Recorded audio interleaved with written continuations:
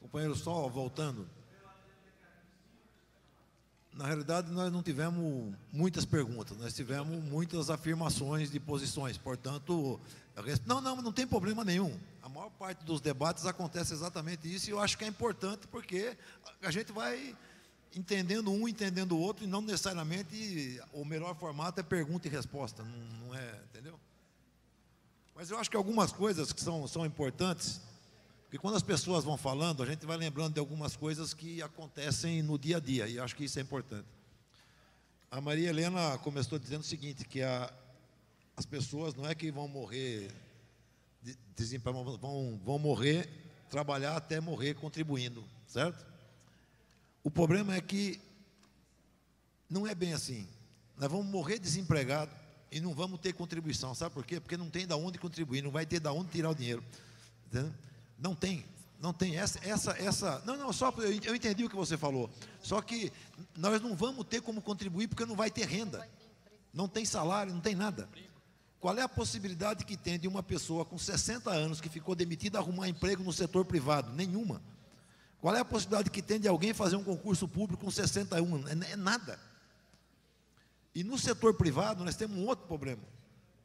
Depois de um certo tempo dentro da fábrica, já tem dor para todo lado e um monte de lesão, porque o ritmo de produção é um negócio de maluco, assim como deve ter também em algumas áreas do serviço público. Então, a quantidade de doentes que tem, a quantidade de doentes que o INSS está despachando de volta por uma ordem também do governo, que já tinha no governo anterior, não é só desse, certo? Então, é uma situação muito, muito dramática para todo mundo. Eu estava lembrando aqui, quando você estava falando, o meu irmão mais velho teve um AVC, está vivo ainda, mas teve um AVC. E esses dias eu fui lá, logo depois que a Dilma estava mandando o negócio da pensão por morte, ele disse para ela: pô, neguinha, você é azarada mesmo, devia ter morrido uns 2 anos atrás, que você estava pelo menos com a pensão inteira. Você percebe? Então, mas isso o meu irmão falou, mas deve ter outros falando. Entendeu? Como é que fica a situação das pessoas? É extremamente complicado. Aí, nós temos que ver o seguinte, quando a gente fala de construir a greve geral, eu não vou responder para o Joãozinho, que eu já briguei muito com o Joãozinho quando eu estava na CUT, agora não vou brigar.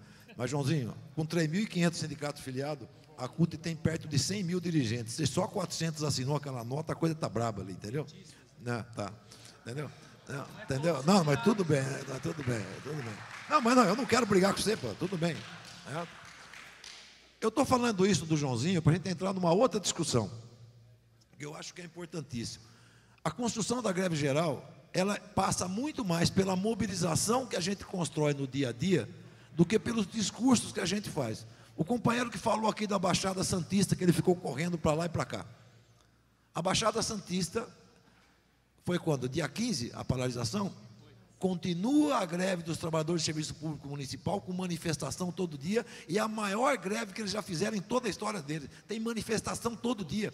Isso também influencia nos metalúrgicos, nos petroleiros, nos químicos daquela região. Então, todo dia tem manifestação. E isso é um processo de construção da greve, quando você pega uma categoria que está sendo atacada diretamente na questão salarial, assim como tem no Paraná, os professores de Curitiba também estão paralisados, porque é tudo prefeito não querendo cumprir o negócio. Agora, construir a greve geral é muito mais do que fazer uma manifestação. Nós temos que fazer greve.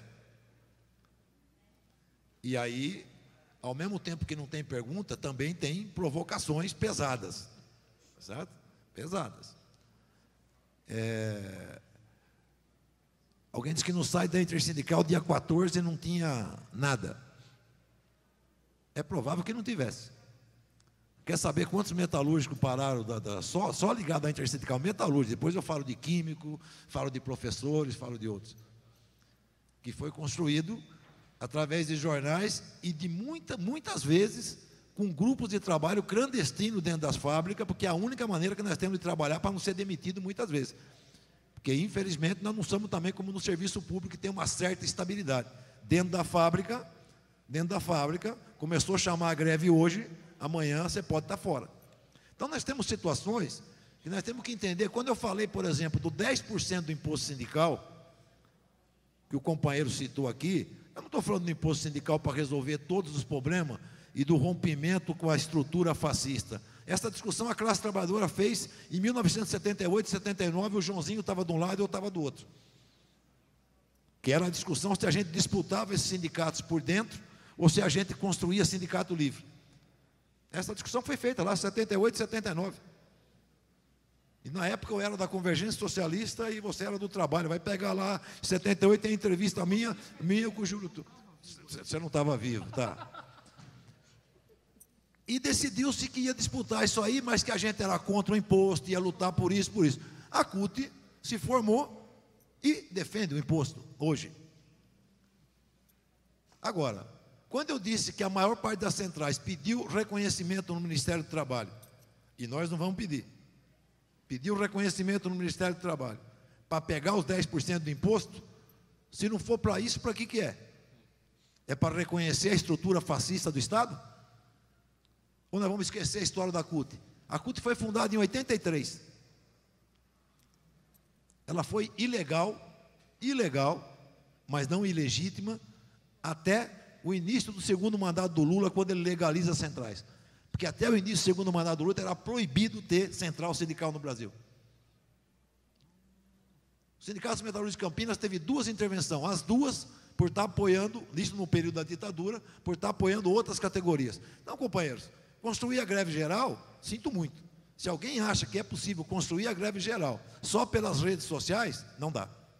Pelas redes sociais nós vamos construir grandes atos.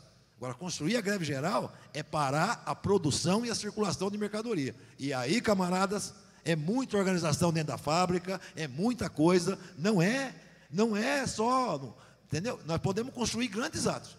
Eu acho que é necessária a unidade de todo mundo, né?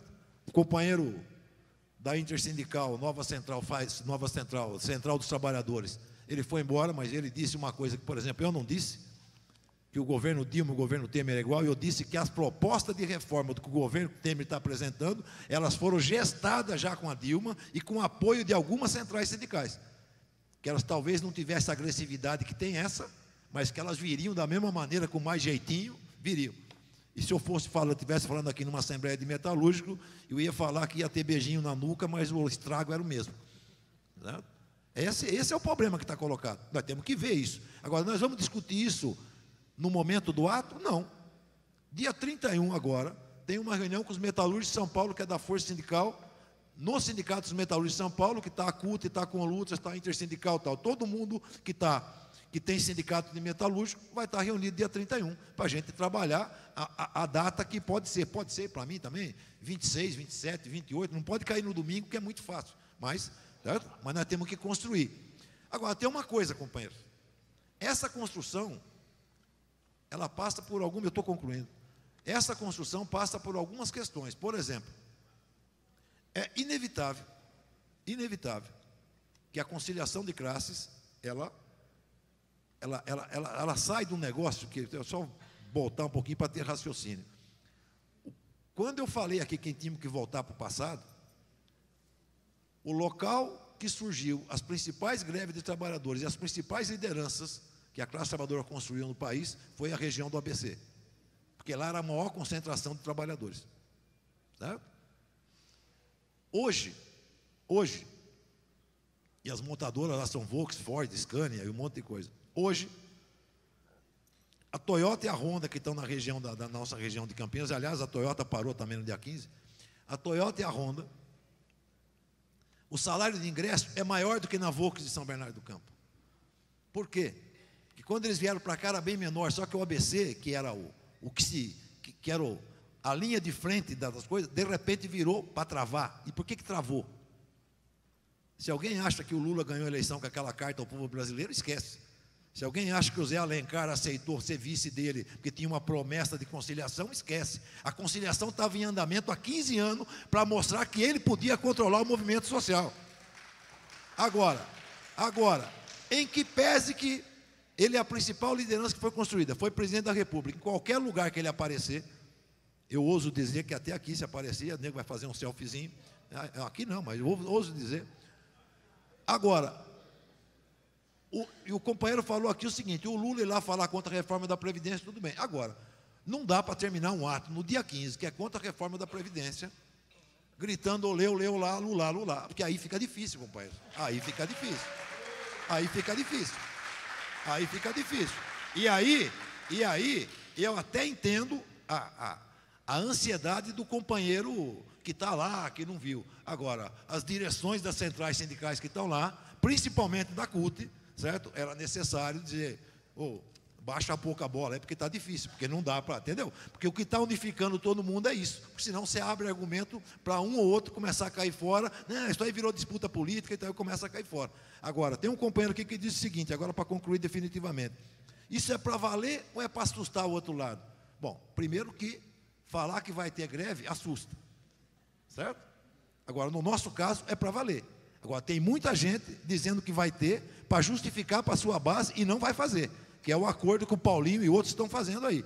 Então, nós temos que tomar cuidado de saber quem são nossos aliados nesse momento e quem não são. Porque se a gente achar que entre nós aqui nós temos problema, não temos nenhum. Com o Joãozinho também nenhum, com a CUT um monte, viu? Tá?